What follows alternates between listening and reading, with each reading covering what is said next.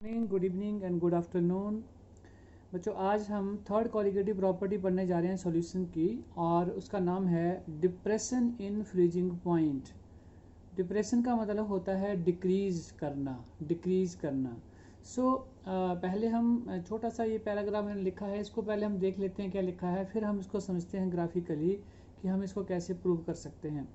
तो देखिए, it has been observe that when a non volatile solute is added to a solvent, then the freezing point of the solution is always lower than that of pure solvent, and this may be graphically as shown in figure।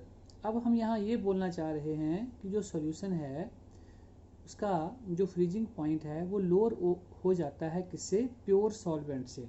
जैसे ही हम solvent में non volatile solute डालेंगे तो ये हमने बोला decrease हो जाएगा फ्रीजिंग पॉइंट। ठीक है, तो ग्राफिकली हम इस चीज़ को समझ लेते हैं। दूसरा, हम यहाँ पे बार बार बात कर रहे हैं कि ये कॉलिगेटिव प्रॉपर्टीज़ हैं, तो बार बार मैं डेफिनेशन को रिपीट कर रहा हूँ कि कॉलिगेटिव प्रॉपर्टीज़ क्या होती हैं, जो किसके ऊपर डिपेंड करती हैं? नंबर ऑफ सॉल्यूट पार्टिकल्स के ऊपर, and not on the nature of solute particles. तो देखो, अब मैं यहाँ पे ग्राफिकली हम इस चीज़ को समझने की कोशिश करते हैं कि डिप्रेशन इन फ्रीजिंग पॉइंट आता कैसे है, होता क्या है ये। देखो, लास्ट लेक्चर में भी हमने ये ग्राफ के बारे में डिस्कस किया था, तो हम यहाँ पे एक ग्राफ बनाते हैं, और ग्राफ हमने किसके बीच में बनाया? यहाँ पे हमने ले लिया पेपर प्रेशर, और यहाँ पे हमने ले लिया टेम्परेचर। ठीक है जी। अब देखिए, अगर हम वेपर प्रेशर देखना चाहते हैं यहाँ पे प्योर सॉल्वेंट का, तो पीछे भी हमने देखा था, तो वो कुछ इस तरह से आता था, ऐसे इंक्रीज करेगा। हमें पता है कि जैसे जैसे टेम्परेचर इंक्रीज करेगा वेपर प्रेशर भी इंक्रीज करेगा प्योर सॉल्वेंट का। ठीक है, और अब मैं अगर ये बोलता हूँ, फॉर एग्जांपल, चलिए हम यहाँ लिख भी देते हैं, ये है हमारे पास प्योर सॉल्वेंट, प्योर सॉल्वेंट है ये। और यहाँ पे ये जो प्योर सॉल्वेंट है, अगर मैं इसमें यहाँ पे ऐड कर देता हूँ, ध्यान देना अब आपने, क्या? Non volatile solute. क्या किया हमने? इस सॉल्वेंट में अगर हमने नॉन वोलेटाइल सॉल्यूट ऐड कर दिया, तो सभी जानते हैं जैसे ही नॉन वोलेटाइल सॉल्यूट ऐड करते हैं तो वहाँ पे वेपर प्रेशर क्या हो जाता है? वेपर प्रेशर हो जाता है बच्चों डिक्रीज। वेपर प्रेशर लोअर हो जाता है, कम हो जाता है, डिक्रीज हो जाता है। और किसकी बात कर रहे हैं? अगर हमने सॉल्यूट ऐड कर दिया तो ये क्या बन गया है हमारे पास? सॉल्यूशन। तो फिर नेचुरली तो उसका वेपर प्रेशर देखिए कैसे आएगा, ग्राफ इस तरह से आएगा। क्यों? क्योंकि अभी जो हम बात कर रहे हैं वो हम कर रहे हैं यहाँ पे सॉल्यूशन की, जो हमने पहले भी डिस्कस की है, और उसके बीच में हमने ले क्या लिया है? Non volatile solute. हमने क्या लिया है यहाँ पे? Non volatile solute. तो जैसे नॉन वोलेटाइल सॉल्यूट ऐड किया तो वेपर प्रेशर इसका कम हो गया। ये तो हम पहले से करते आ रहे हैं। समझ आ रही बात अब सबको? ठीक है जी। अब हम जो बात करने वाले हैं, हम पहले एक डेफिनेशन की बात कर लेते हैं, जो हम फ्रीजिंग पॉइंट है यहाँ पे। तो पहले हम यहाँ पे लिख लेते हैं कि ये जो हम बात कर रहे हैं बार बार फ्रीजिंग पॉइंट, ये डेफिनेशन को हमने समझना है होती क्या है, ये फ्रीजिंग पॉइंट होता क्या है। तो ये एक टेम्परेचर है, it is the temperature at which the vapor pressure of liquid state is equal to the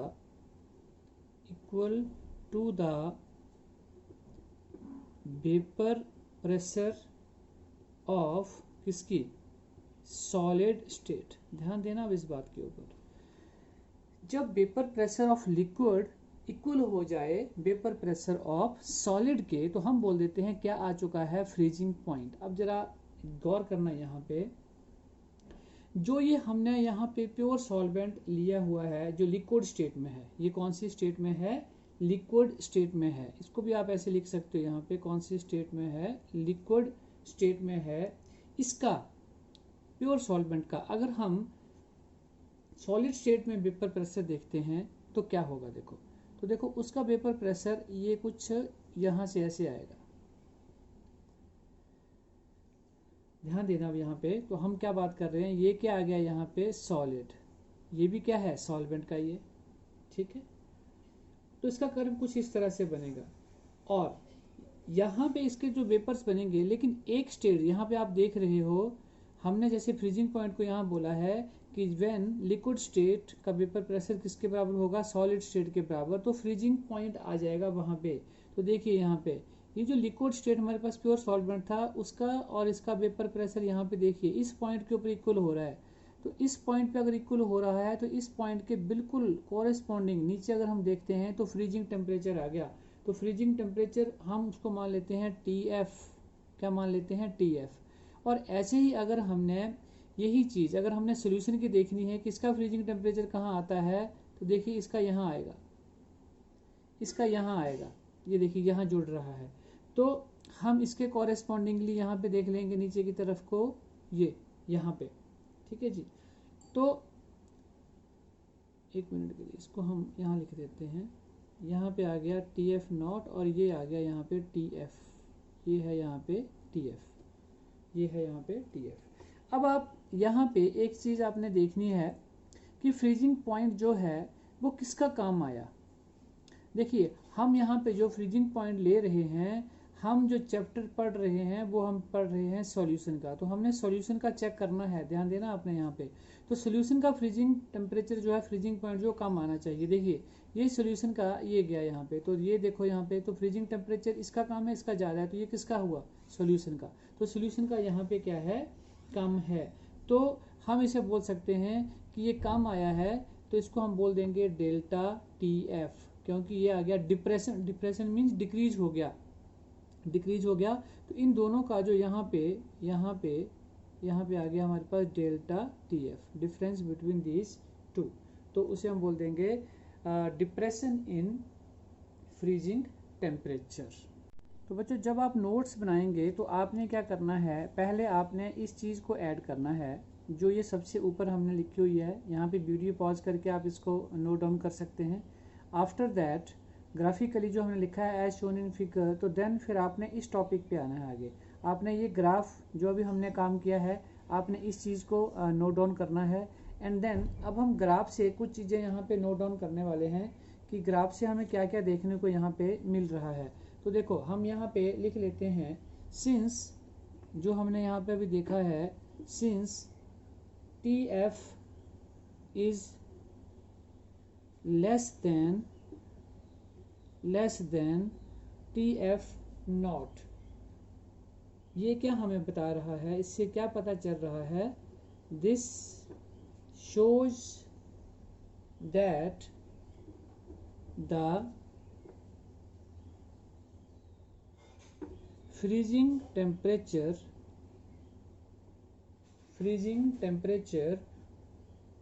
of the solution is less than that of the किससे, solvent and the जो हमें यहाँ पे हम जो क्वालिटेटिव प्रॉपर्टी ले रहे थे, and the depression in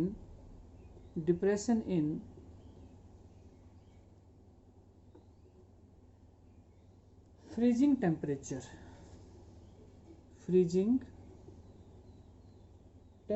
जो हमारे पास आया यहाँ पे, दैट इज डेल्टा TF जिसकी हम बात कर रहे थे, इज गिवन एज, तो क्या आ गया हमारे पास, delta TF is equal to TF not minus TF। तो ये हमारे पास वैल्यू आ गई जो अभी तक हमने ऊपर से देखी थी ग्राफ से।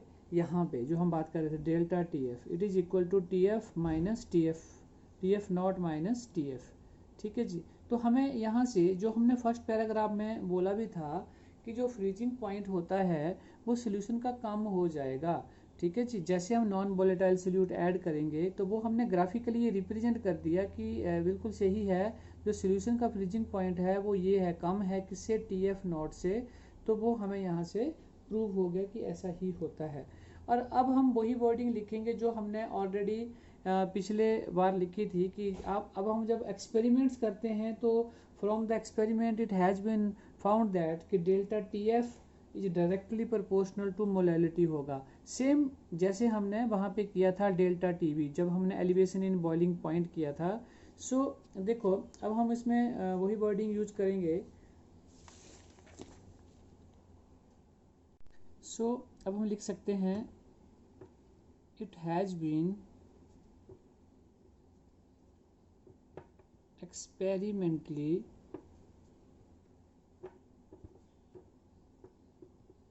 found that the depression in freezing point is directly proportional to the molality of the solution। तो क्या मतलब हुआ, delta TF is directly proportional to small m। और अब हम इसको क्या लिख सकते हैं, कांस्टेंट आता है delta TF is equal to KFM। तो ये हमारे पास रिलेशन आ गया यहाँ पे, वेयर सभी जानते हैं, पीछे भी हमने किया था, KF is constant and is called molar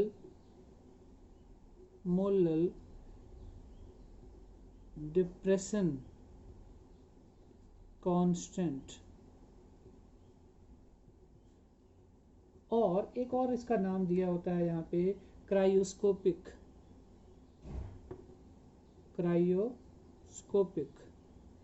constant. सो ये हो गया इसका कांस्टेंट। तो अब यहाँ पे जो मेन चीज़ है, क्योंकि अब हमने यहाँ पे प्रूव किया है कि डिप्रेशन इन फ्रीजिंग पॉइंट जो है वो एक क्वालिटेटिव प्रॉपर्टी है, तो अब हम इसे प्रूव भी करेंगे। कई बार हमें ये क्वेश्चन ही आ जाता है पेपर में कि आप एक्सप्लेन करो, 1 नंबर का क्वेश्चन अगर आपको आता है कि depression in freezing point is a qualitative property, ठीक है जी। तो हमें वो छोटा सा आंसर लिखना होता है, हम पूरा आंसर नहीं करना होता है। सो हम सीधा उसी को एक्सप्लेन करते हैं। यहाँ पे देखो जरा अभी, चलिए मैं देखो यहाँ पे हम इसको एक तरह से ऐसे लिख लेते हैं ऊपर कि depression in freezing point, depression in freezing point is a colligative property. एक तरह से ये हेडिंग हो गया हमारा। तो हम लिख सकते हैं we know that delta TF directly proportional to m, ठीक है। thus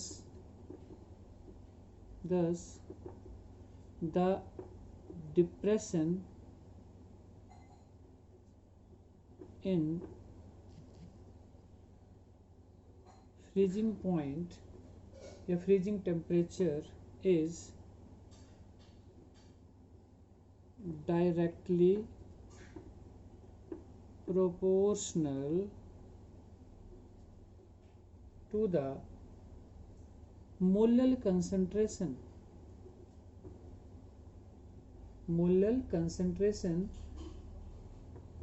of the solute। तो हम ब्रैकेट में लिख सकते हैं that is number of solute particles, ठीक है। तो हम बोल सकते हैं, तो इसके ऊपर डिपेंड करती है, इसका मतलब नंबर ऑफ सॉल्यूट पार्टिकल के ऊपर डिपेंड करती है, and therefore it is a colligative property. It is a colligative property. The next है determination of molar mass of solute from depression in freezing point temperature. Same बिल्कुल मतलब से बोल सकते हैं कि डिटो है, सेम हमने ये किया था एलिवेशन इन बॉइलिंग पॉइंट में, तो सेम है। जैसे यहाँ पे हम क्या लिखेंगे, डेल्टा टी एफ किसके बराबर होता है, के एफ इंटू एम। तो वहाँ पे भी हम क्या निकालते थे, मोलैलिटी हमें यहाँ से निकालनी है और उसकी वैल्यू पुट करनी है, और वहाँ से हमें मिल जाएगा molar mass of solute, molar mass of solute. तो हम थोड़ा सा अपनी तरफ से कंसिडर करते हैं मोलैलिटी निकालने के लिए। लेट यहाँ पे है weight of solute, weight of solute हम ले लेते हैं यहाँ पे WV ग्राम है, and then weight of solvent हमारे पास है WA gram, and molar mass of solute क्या है, मोलर मास ऑफ सोल्यूट, वो हम ले लेते हैं यहाँ पे MB, कैपिटल MB।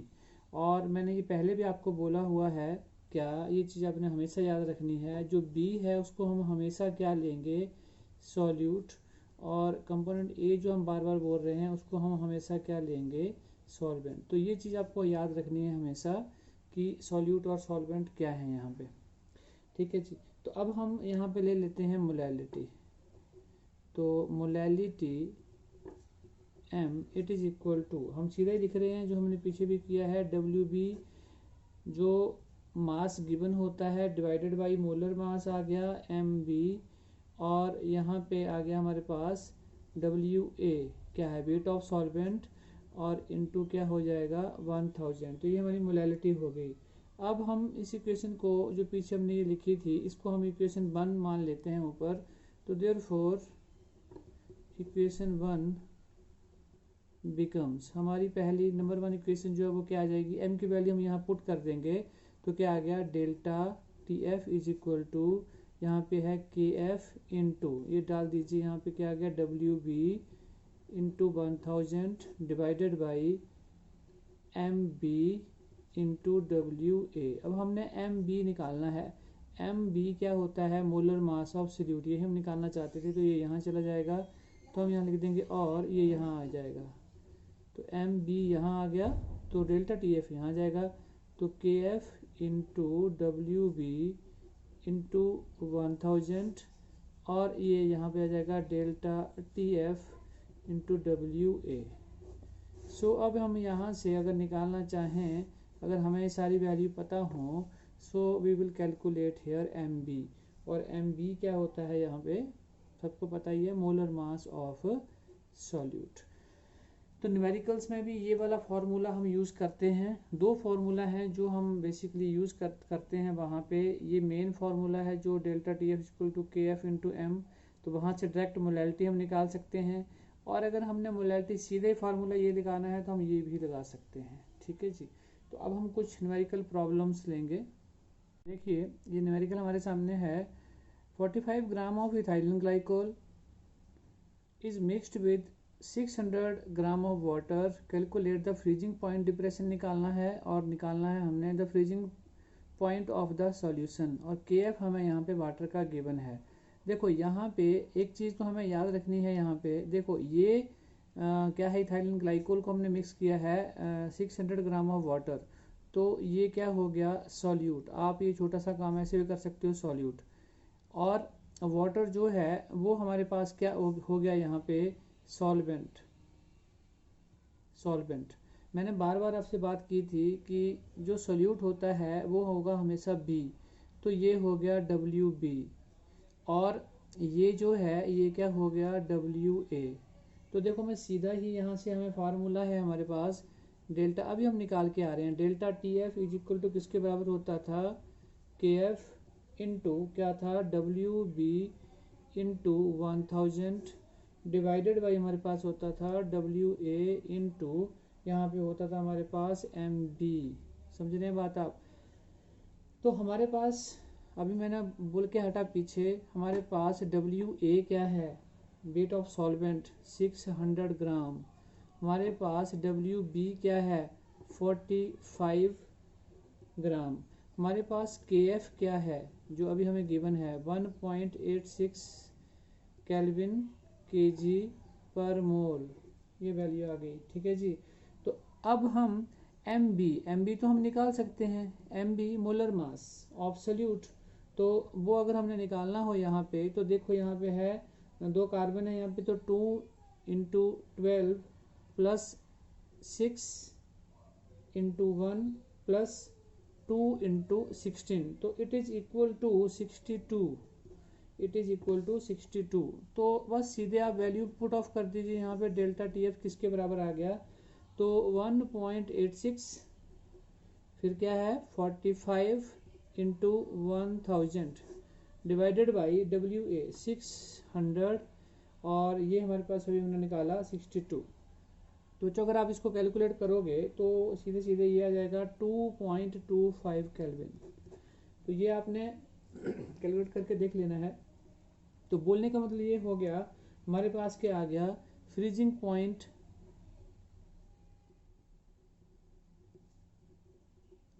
डिप्रेशन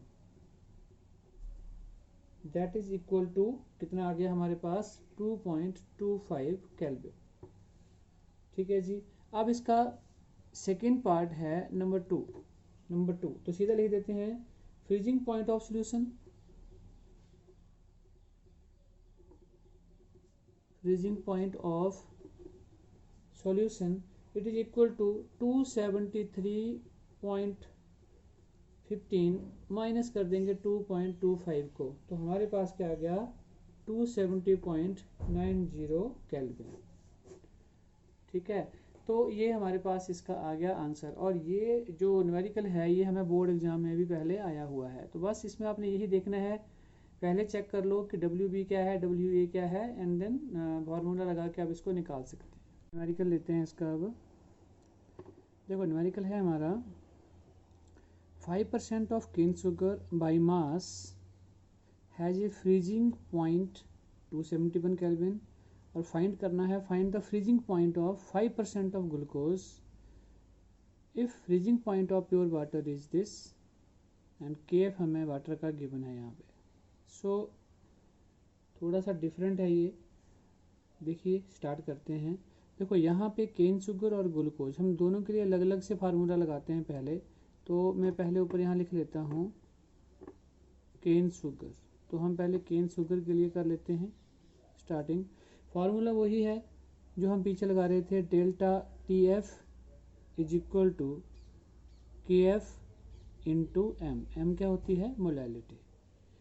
अब पहले इसकी वैल्यू भर लेते हैं, डेल्टा टी एफ। देखो यहाँ पे हमें बोला है 5% of cane sugar by mass has a freezing temperature क्या है 271।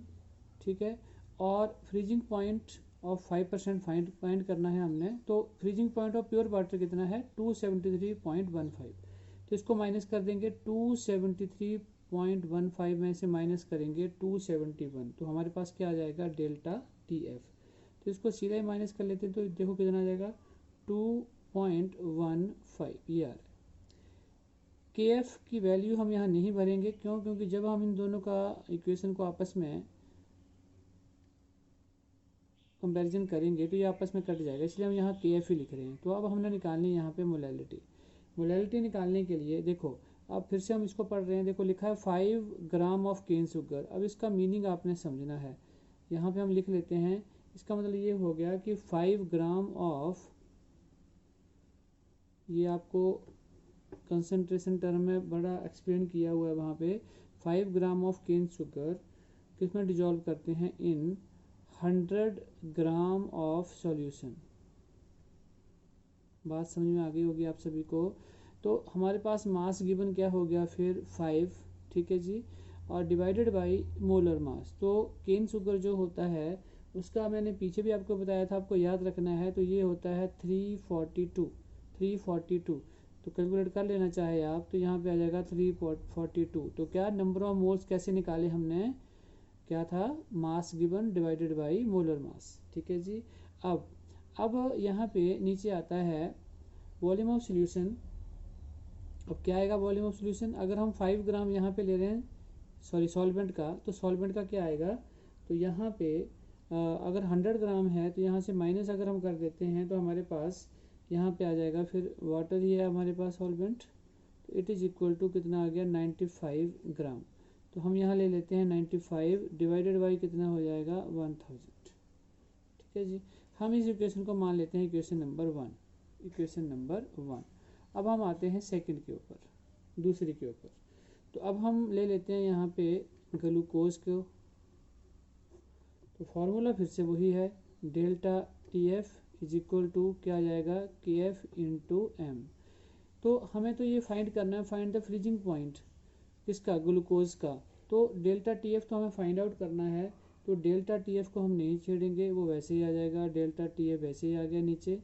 तो अब आता है के एफ। फिर से मैंने बोला है पीछे कि के एफ को हम ऐसे ही रहने देंगे, इनटू। अब बात आती है फिर से मोलैलिटी की।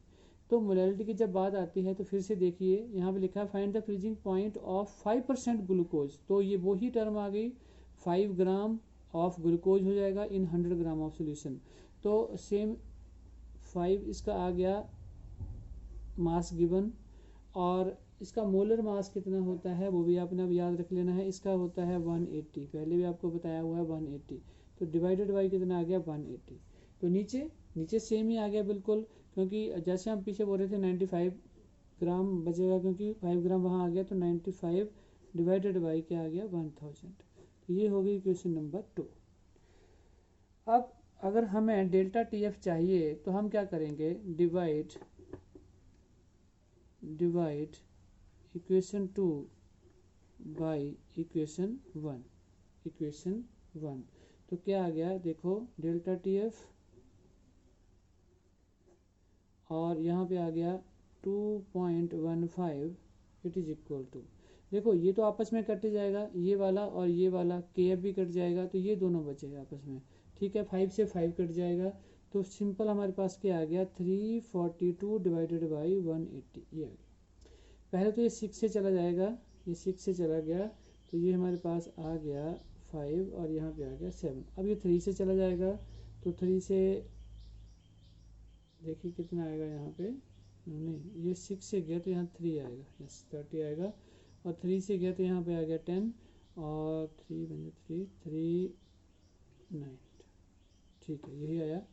तो अब देखो इसको अगर हम और सिंप्लीफाई कर लेते हैं यहाँ पे, तो ये आ गया delta T f it is equal to, ये यहाँ आ जाएगा तो 2.15 और ये क्या आ गया 1.9।